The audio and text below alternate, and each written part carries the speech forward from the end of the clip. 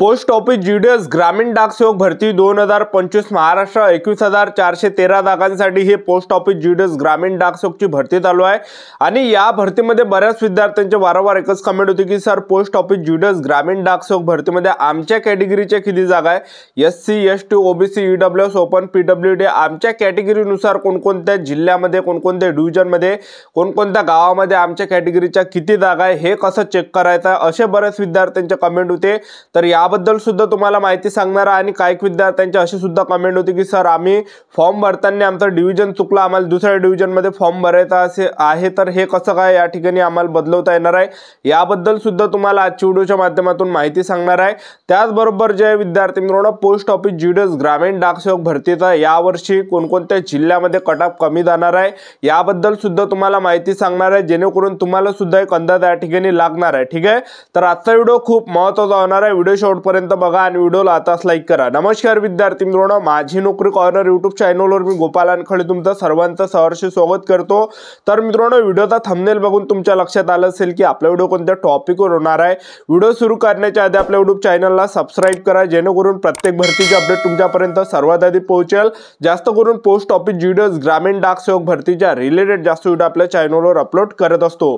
तर व्हिडिओ सुरू करण्याच्या अगोदर सर्वांना एक रिक्वेस्ट आहे, तुम्हाला 10वी मध्ये किती पर्सेंटेज होते तर हे नक्की या व्हिडिओ खाली कमेंट बॉक्स मध्ये लिहा, जेणेकरून मला सुद्धा वाटणार आहे की तुम्हाला या ठिकाणी किती पर्सेंटेज आहे।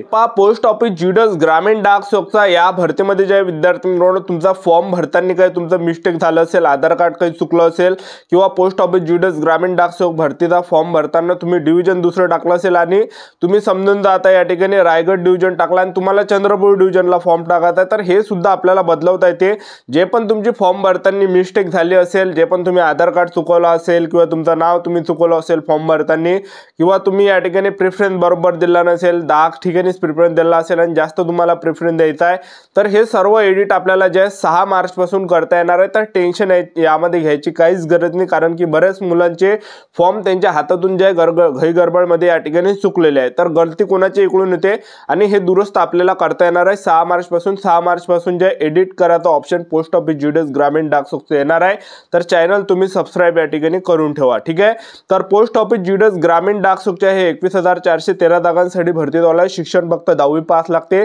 महाराष्ट्रातील कोणत्या जिल्ह्यातले असेल तर मुलं मुली फॉर्म भरू शकता। यामध्ये जे लेखी परीक्षा नाही आहे, ग्राउंड नाही आहे, त्याचबरोबर इंटरव्ह्यू नाही आहे, उंचीची काही अट नाही, तर डायरेक्ट तुमचं सिलेक्शन होणार आहे 10वीच्या टक्क्यावर आणि तुमचं सिलेक्शन झालं तर पगार तुम्हाला 10,000 ते 24,000 पर्यंत पगार भेटणार आहे, 12,000 ते 29,000 पर्यंत पगार भेटणार आहे। पोस्ट ऑफिस जीडीएस ग्रामीण डाक सेवकची भरती एकदम शाई ड्युटी आहे, 4 घंटेची ड्युटी असते। सकाळी ते 10 वाजता ऑफिस उघडते आणि त्यानंतर 2 वाजता बंद करून चालले जाते आणि जास्त त्यांच्यावर कामाचा प्रेशर सुद्धा नसते, एकदम शाई ड्युटी, पगार सुद्धा चांगला यामध्ये भेटणार आहे।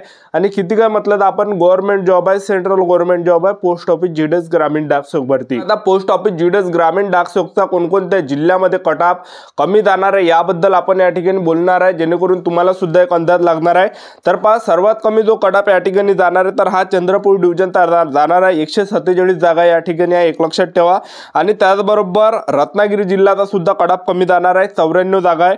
त्याचबरोबर रायगड जिल्ह्याचा कट ऑफ कमी जाणार आहे, 80 जागा इथं। त्याचबरोबर यवतमाळ जिल्ह्याचा थोडाफार कट ऑफ कमी जाणार आहे, 67 जागा। आणि गोवा डिव्हिजनचा सुद्धा कट ऑफ कमी जाणार आहे, 24 जागा या ठिकाणी फक्त आहे, कारण की जागा कमी असल्यामुळे कॅटेगरीच्या सुद्धा त्यामध्ये कमी जागा आहे, यूआर कॅटेगरीच्या जास्त जागा आहे गोवा डिव्हिजनला, तर त्यामुळे बरेच मुलं तिकडे फॉर्म भरत नाही। ठीक आहे, आणि त्याचबरोबर काही मुलांनी फॉर्मही भरला आणि तिकडे लागले तर ते जे भरपूर मुलं तिकडून जॉब सोडून देते, म्हणजे तिकडे जास्त मुलं जॉबच करत नाही, कारण की खूप महाराष्ट्रातून खूप लांब त्यांना पडते। ठीक आहे, कारण की गोवा डिव्हिजन म्हटलं तर हे महाराष्ट्राचे जे विद्यार्थी मित्रांनो बाहेर एक लक्षात ठेवा, हे गोवा डिव्हिजन आपल्या महाराष्ट्रामध्येच येते, पण आपल्याला तिकडे परवडत नाही, तर भरपूर मुले तिकडे जॉब करत नाही, एक लक्षात ठेवा, जॉब सोडून देते आणि तिथं जागा खालीच राहते। ठीक आहे, तर तिथं जास्त चान्स आहे आणि महाराष्ट्रातील जास्त मुलं गोवा डिव्हिजनला फॉर्म भरत नाही, कारण की त्यांना परवडत नाही एवढ्या दूर। ठीक आहे, त्याचबरोबर कराड डिव्हिजनचा सुद्धा कट ऑफ या ठिकाणी कमी जाणार आहे। तर हे होते विद्यार्थी मित्रांनो मोजके जिल्हे या ठिकाणी कट ऑफ कमी जाण्याची या ठिकाणी शक्यता आहे। ठीक आहे, आणि पालघर डिव्हिजनचा सुद्धा कट ऑफ या ठिकाणी कमी जाणार आहे, लक्षात ठेवा,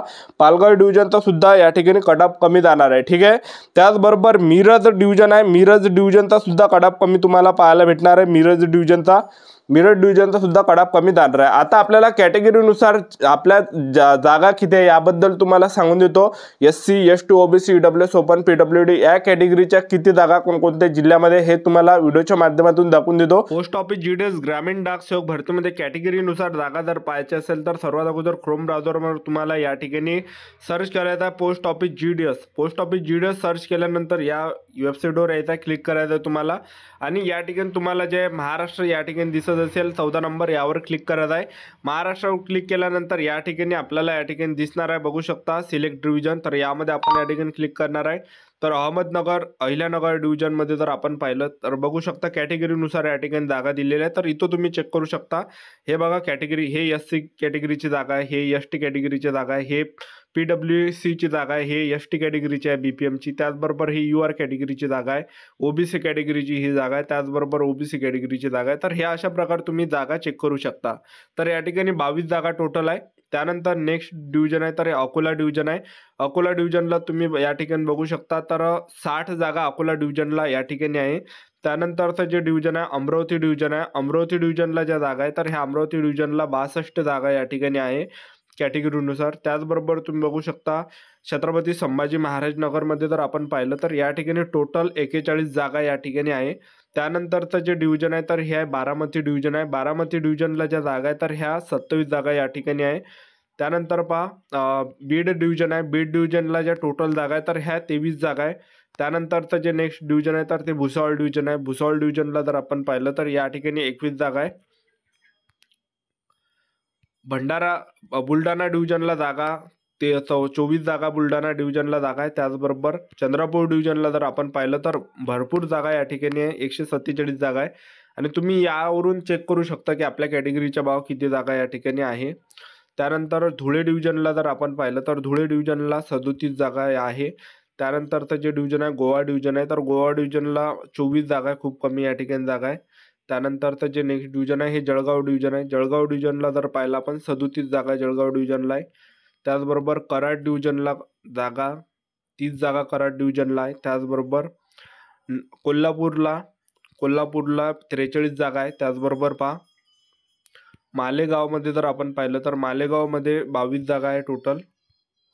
त्याचबरोबर मुंबई सिटी नॉर्थ वेस्टला 4 जागा आहे.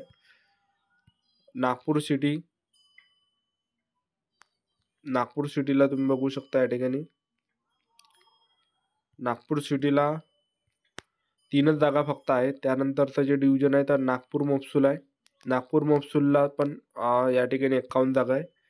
त्यानंतरचं जे डिव्हिजन आहे हे नांदेड डिव्हिजन आहे. नांदेड डिव्हिजनला 38 जागा आहे. नाशिक डिव्हिजनला 26 जागा आहे. आणि नवी मुंबई डिव्हिजनला जर आपण पाहिलं तर 21 जागा नवी मुंबई डिव्हिजनला आहे. त्यानंतर उस्मानाबाद धाराशिव सुद्धा म्हटलं जाते तर 40 जागा या ठिकाणी आहे. त्याचबरोबर पालघर डिव्हिजन आहे. पालघर डिव्हिजनला आपण पाहिलं तर इथं 47 जागा बऱ्यापैकी जागा आहे. त्यानंतर पंढरपूर डिव्हिजन आहे. पंढरपूर डिव्हिजनला 25 जागा फक्त आहे. त्यानंतरचं जे डिव्हिजन आहे परभणी, तर परभणी डिव्हिजनला 53 जागा या ठिकाणी आहे. त्याचबरोबर पुणे सिटी वेस्ट आहे. पुणे सिटी ईस्टमध्ये जर आपण पाहिलं तर 16 जागा या ठिकाणी पुणे सिटी ईस्टला आहे. त्यानंतरचं जे डिव्हिजन आहे पुणे सिटी वेस्ट आहे. पुणे सिटी वेस्टला 4 जागा आहे. त्याचबरोबरचं जे डिव्हिजन आहे तर ते पुणे महसूल आहे.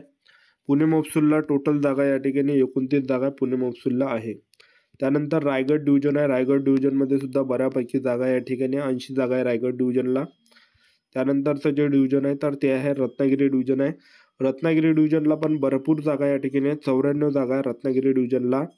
त्याचबरोबर मिरज डिव्हिजनला बघू शकता तुम्ही 3 जागा या ठिकाणी फक्त आहे.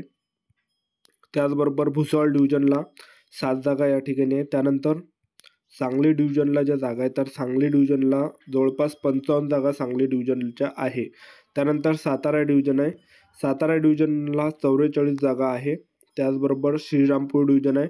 श्रीरामपूर डिव्हिजनला 37 जागा या ठिकाणी आहे. त्यानंतरचं जे डिव्हिजन आहे सिंधुदुर्ग आहे. तर सिंधुदुर्गला सुद्धा 34 जागा यावर्षी आहे. त्याचबरोबर सोलापूर डिव्हिजन आहे. सोलापूर डिव्हिजनमध्ये 27 जागा आहे.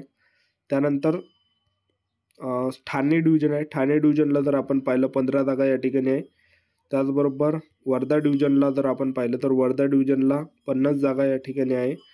त्यानंतर यवतमाळ डिव्हिजन आहे, यवतमाळ डिव्हिजनला 67 जागा आहे. तर एवढ्या जागा आहे. अशा प्रकारे आपल्याला कॅटेगरीनुसार जागा चेक करता येणार आहे. बघू शकता या ठिकाणी UR कॅटेगरी, OBC कॅटेगरीच्या जागा, ठीक आहे, SC कॅटेगरीच्या जागा.